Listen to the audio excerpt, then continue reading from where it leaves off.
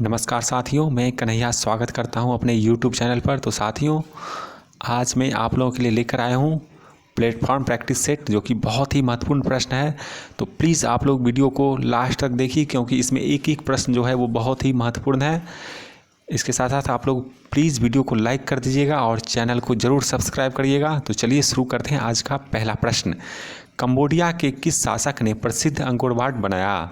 तो ये सूर्यवर्मन द्वितीय था। Option number C. किस काल में भारत में मजदूर आंदोलन पर कम्युनिस्ट विचारधारा का प्रभाव पड़ा? तो ये ऑप्शन नंबर बी 1924 से 34।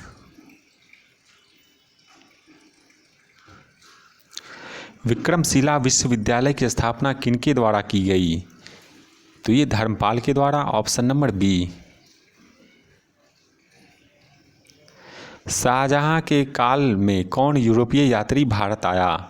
तो पीटर मुंडी आया था, जो कि ऑप्शन में उपलब्ध नहीं है, इसलिए इस प्रश्न का उत्तर हो जाएगा ऑप्शन नंबर ई, उपयुक्त में से कोई नहीं। तो यही सब ध्यान रखना है। प्रश्न पूछा जाए तो वो ऑप्शन में अगर ना हो या एक से अधिक हो तो उस प्रश्न का उत्तर हो जाएगा ऑप्शन नंबर ई। तो ये सब थोड़ा ध्यान रखिएगा आप लोग एग्जाम में। निम्नलिखित में से किसे काला यानी श्याम पैगोडा के नाम से जाना जाता है? तो ये कोणार्क का सूर्य मंदिर। Option number C. प्रथम स्टेट्स में कौन आते थे? तो ये पादरी आते थे। ऑप्शन नंबर डी, पादरी। मुजफ्फरपुर बम कांड 1908 का संबंध इनमें से किसके साथ है? तो ये है प्रफुल्ल चाकी। ऑप्शन नंबर सी, प्रफुल्ल चाकी। मैं एक समाजवादी और गणतंत्रवादी हूँ और मुझे राजाओं और राजकुमारों में विश्वास नहीं, यह वक्तव्य संबंधित है। तो ये जवाहरलाल नेहरू से संबंधित है। Option number D, Jawaharlal Nehru. भूचाल का अपकेंद्र क्या होता है? 9वां प्रश्न। तो ये पृथ्वी की सतह पर वह बिंदु जो भूकंप उद्गम केंद्र पर ऊर्ध्वाधर होता है, यानी ऑप्शन नंबर डी। निम्नलिखित में से किन भारतीय राज्यों में शीत ऋतु में पश्चिमी मौसम विक्षोभ के कारण वर्षा होती है? तो ये पंजाब और हरियाणा में। ऑप्शन नंबर ए। भारत में कुल्लू घाटी निम्नलिखित में से किसकी खेती के लिए प्रसिद्ध है? तो ये सेब के लिए। ऑप्शन नंबर सी। जम्मू और कन्याकुमारी को जोड़ने वाला सबसे लंबा राष्ट्रीय राजमार्ग कौन सा है? तो ये है NH 44। ऑप्शन नंबर ए।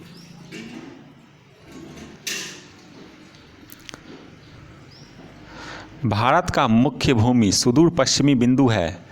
तो यह है आपका 68 डिग्री 7 पूर्वी देशांतर गुजरात में। ऑप्शन नंबर सी।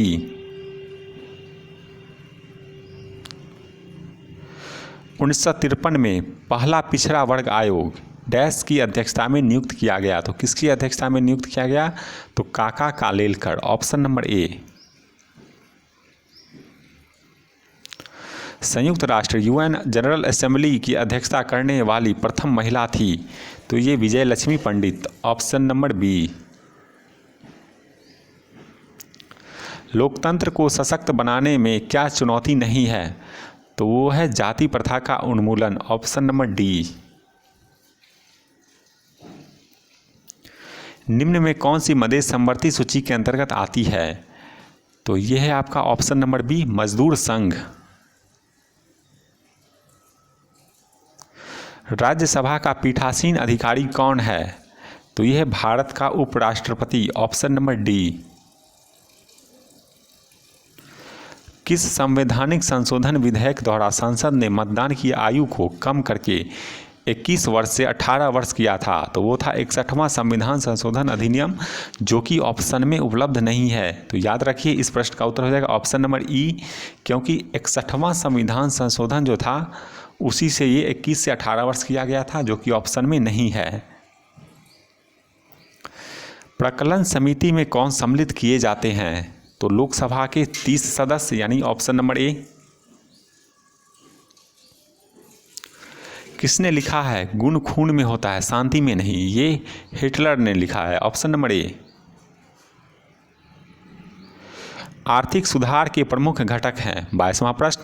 तो ए और बी दोनों हैं, यानी स्थिरीकरण कार्यक्रम और संरचनात्मक कार्यक्रम, ए और बी दोनों, ऑप्शन नंबर सी।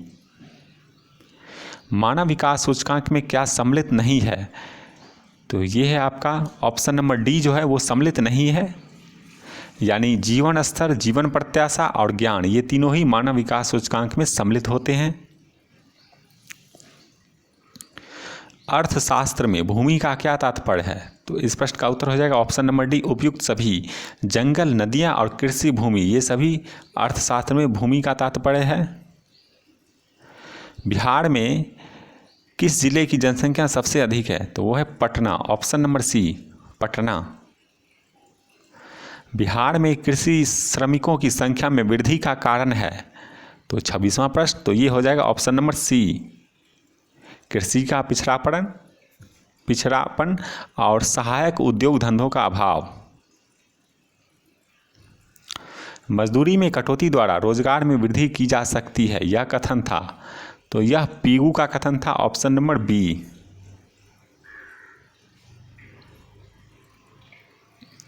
भारतीय रिजर्व बैंक की स्थापना हुई? तो ये 1935 में हुआ था, ऑप्शन नंबर बी। शिवाजी ने मुगलों को किस संधि के द्वारा किलों को हस्तांतरित किया था? तो पुरंदर की संधि, ऑप्शन नंबर सी।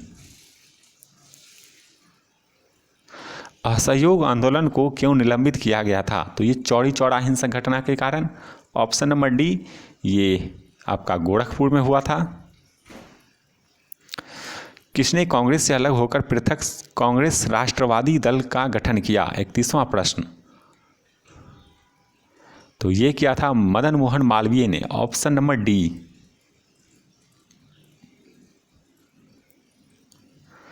कंबोडिया फ्रांस का संरक्षित राज्य किस वर्ष बना? 32वां प्रश्न। तो ये 1863 में, ऑप्शन नंबर बी। बिहार राज्य में ग्रामीण क्षेत्रों में शिशु लिंगानुपात कितनी है? तो ये है 938। ग्रामीण क्षेत्रों में शिशु लिंगानुपात 938 है, और ग्रामीण शहरी जोड़कर जो हो जाता है, यानी ओवरऑल शिशु लिंगानुपात 935 है। लेकिन इस प्रश्न में पूछा गया है ग्रामीण क्षेत्रों में शिशु लिंगानुपात, तो वो 938 होगा। कैलाश मानसरोवर की यात्रा पर जाने वाले तीर्थयात्रियों को तिब्बत में प्रवेश करने के लिए किस दर्रे को पार करना पड़ता है? तो इस प्रश्न का उत्तर हो जाएगा नाथुला दर्रा, जो कि ऑप्शन में नहीं है, इसलिए इस प्रश्न का उत्तर हो जाएगा ऑप्शन नंबर ई। तो कैलाश मानसरोवर की यात्रा पर जाने वाले तीर्थयात्रियों को तिब्बत में प्रवेश करने के लिए नाथुला दर्रे को पार करना पड़ता है, तो इसलिए इस प्रश्न का उत्तर हो जाएगा ऑप्शन नंबर ई। खरीफ और रबी से संबंधित निम्नलिखित कथनों में कौन सा ठीक नहीं है? 35वां प्रश्न। तो ए जो है वो ठीक नहीं है, यानी बी, सी और डी ठीक है। चलिए बी देख लेते हैं। खरीफ महीना वर्षा ऋतु में आरंभ में आता है और शरद ऋतु में फसल काटी जाती है, ठीक है। रबी महीना वर्षा के बाद शरद ऋतु में प्रारंभ होता है और बसंत ऋतु के अंत में फसल कट जाती है। खरीफ के मुख्य धान्य हैं तो चावल, बाजरा, पटसन, मक्का और कपास, ध्यान रखिएगा ये सभी खरीफ फसल है। और रबी फसल जो है वो है गेहूँ, चना, जौ और अलसी। तो इसे ध्यान से देखिएगा, क्योंकि सीधा पूछ देगा जो गेहूं कौन सी फसल है या रबी फसल इनमें से कौन सी है, तो ऐसे करके प्रश्न पूछे जाते हैं। तो आप लोग ध्यान रखिएगा, खरीफ फसल में क्या आता है? तो वो होता है चावल, बाजरा, पटसन, मक्का और कपास, और रबी फसल में गेहूं, चना, जौ और अलसी। 36वां प्रश्न। भारत का वह बंदरगाह जिसे मुक्त व्यापार क्षेत्र कहा जाता है, तो वो है कंडाला, ऑप्शन नंबर सी। चिपको आंदोलन मूल रूप से किसके विरुद्ध था? तो चिपको आंदोलन जो है मूल रूप से था वन कटाई के विरोध में, ऑप्शन नंबर सी। ऊटी क्या है? 39वां प्रश्न। तो यह है आपका दक्षिण भारत का एक पर्वतीय नगर, ऑप्शन नंबर बी। विकासशील देश वह है जिसमें क्या होता है? तो वर्तमान मूल्य पर बढ़ता हुआ जीएनपी हो, ऑप्शन नंबर बी। वर्तमान मूल्य पर बढ़ता हुआ जीएनपी हो। भारत में मोनो रेल चलाने वाला पहला शहर कौन है? तो ये है आपका Bombay, option number D Mumbai. Green banking का क्या अर्थ है? तो इसका अर्थ है बैंकों द्वारा पर्यावरण के अनुकूल परियोजनाओं को वित्त प्रदान करना, ऑप्शन नंबर बी। बैंकों द्वारा पर्यावरण के अनुकूल परियोजनाओं को वित्त प्रदान किया जाना। बिहार के किस प्रकार की बेरोजगारी अधिक है? तो बिहार में अदृश्य बेरोजगारी अधिक है, ऑप्शन नंबर सी। मुद्रा की मांग से क्या अभिप्राय है? 45वां प्रश्न। तो इस प्रश्न का उत्तर है ऑप्शन नंबर बी।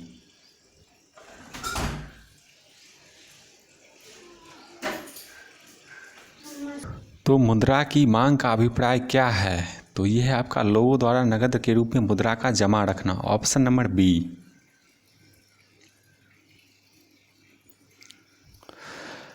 कोई वस्तु यदि स्थिर है या निश्चित वेग से एक सीधी रेखा पर गति कर रही है तो यदि उस पर कोई बाह्य बल नहीं लगाया जाए तो वह अपनी प्रारंभिक अवस्था में ही बनी रहती है। यह कथन कौन सा नियम है? तो यह न्यूटन का गति का प्रथम नियम है, ऑप्शन नंबर बी।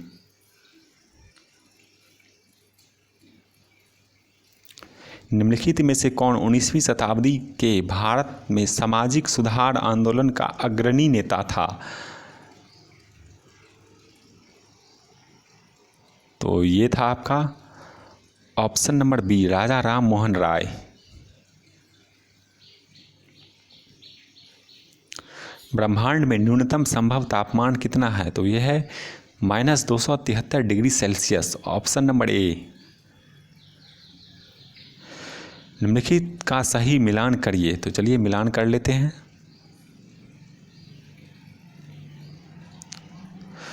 तो देखिए 97वां प्रश्न का उत्तर हो जाएगा ऑप्शन नंबर ए। तो ए का 2 हो जाएगा, यानी वाट बराबर हो जाएगा, सॉरी ए का 1 हो जाएगा तो वाट बराबर न्यूटन मीटर सेकेंड, और 2 का हो जाएगा सी, यानी किलो वाट बराबर 1000 वाट, ठीक है। और 1 किलो वाट बराबर हो जाएगा 3.6 गुणे 10⁶ जूल, और 1 हॉर्स बराबर हो जाएगा 746 वाट। तो चलिए आगे बढ़ते हैं। यदि किसी लेंस का आधा भाग काले कागज से ढक दिया जाए तो उसके द्वारा उत्पन्न प्रतिबिंब क्या होगा? तो ये हो जाएगा आपका ऑप्शन नंबर सी, उसकी चमक कम हो जाएगी, ऑप्शन नंबर सी। समान वेग से जाने वाला विद्युत आवेश, तो ये 100वां प्रश्न है। तो इसका हो जाएगा ऑप्शन नंबर सी, चुंबकीय तथा विद्युत दोनों क्षेत्रों में उत्पन्न करता है, ऑप्शन नंबर सी। चुंबकीय तथा विद्युत दोनों क्षेत्रों को उत्पन्न करता है। 1946 में कैबिनेट मिशन का नेतृत्व किसने किया था?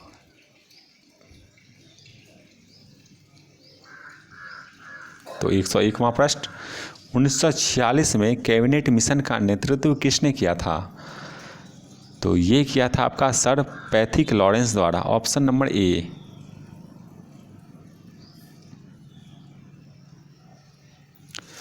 इलेक्ट्रॉनों की कक्षा में बंधे रखने वाले बल को क्या न कहते हैं? तो 102वां प्रश्न, तो इसे स्थिर विद्युत बल कहा जाता है, ऑप्शन नंबर ए।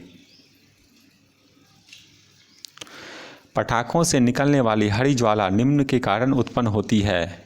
103वां प्रश्न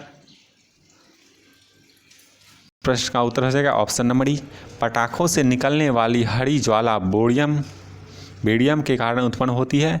बेरियम नाइट्रेट के कारण पटाखों से हरी ज्वाला निकलती है, ये विस्फोटक का भी काम करता है। स्ट्रांसियम के कारण पटाखों से लाल ज्वाला निकलती है, यानी लाल रंग जो पटाखा से निकलता है वो स्ट्रांसियम के कारण निकलता है। और सोडियम नाइट्रेट से पीली ज्वाला निकलती है, ठीक है। तो चलिए आगे बढ़ते हैं।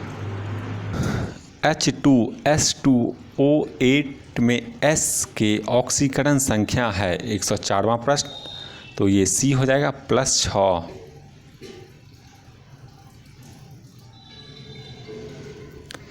थर्मोकॉल किससे बनाया जाता है? 105वां प्रश्न, तो ये ऑप्शन नंबर बी, पॉलीस्टाइरीन से बनाया जाता है, ऑप्शन नंबर बी।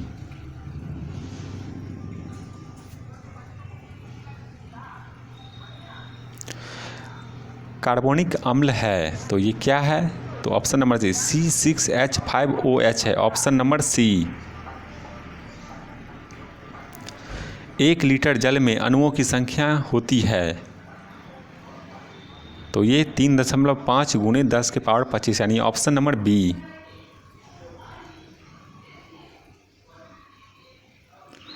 कौन सा बहुलक गर्म करने पर मृदु नहीं होता है? 108वां प्रश्न। तो ये है option number D, bakelite.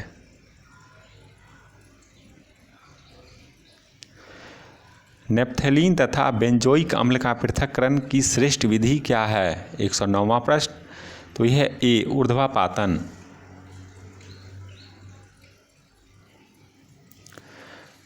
Gymnosperm होते हैं तो ये बीज युक्त पादप होते हैं, ऑप्शन नंबर बी। नीली हरी शैवाल को किस समूह में रखा जाता है? तो ये सी, मोनोडा में रखा जाता है, ऑप्शन नंबर सी, मोनेडा। मई 2023 में विश्व प्रवासी पक्षी दिवस 2023 किस तिथि को मनाया गया? 113वां प्रश्न। तो ये है ऑप्शन नंबर बी, 13 मई को।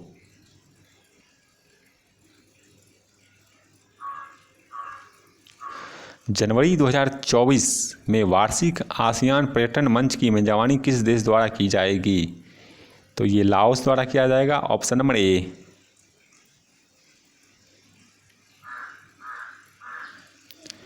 मई 2023 में मैट्रिस ब्रांड ड्यूरोफ्लॉक्स ने किसे अपना ब्रांड एम्बेसडर नियुक्त किया है? 115वां प्रश्न। तो ये विराट कोहली। तो मई 2023 में मैट्रिस ब्रांड ड्यूरोफ्लेक्स ने किसे अपना ब्रांड एम्बेसडर नियुक्त किया है? तो विराट कोहली को। The golden years the man joys of living a good long life नामक पुस्तक के लेखक कौन हैं? तो ये है आपका option number A, Ruskin Bond. June 2023 में पाकिस्तान को हराकर किस देश ने पुरुष हॉकी जूनियर एशिया कप का खिताब जीता? तो ये है भारत, ऑप्शन नंबर ए। जून 2023 में पाकिस्तान को हराकर किस देश ने पुरुष हॉकी जूनियर एशिया कप का खिताब जीता? तो ये जीता था भारत ने, ऑप्शन नंबर ए।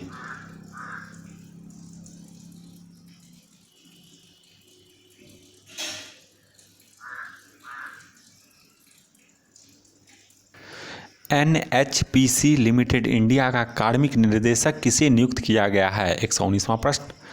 तो ये उत्तम लाल है, ऑप्शन नंबर डी।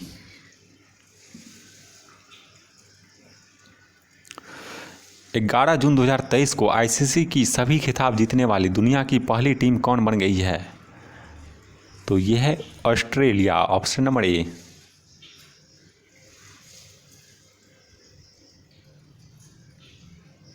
तो चलिए ख़त्म करते हैं ये वीडियो, मिलते हैं अगले वीडियो में। धन्यवाद।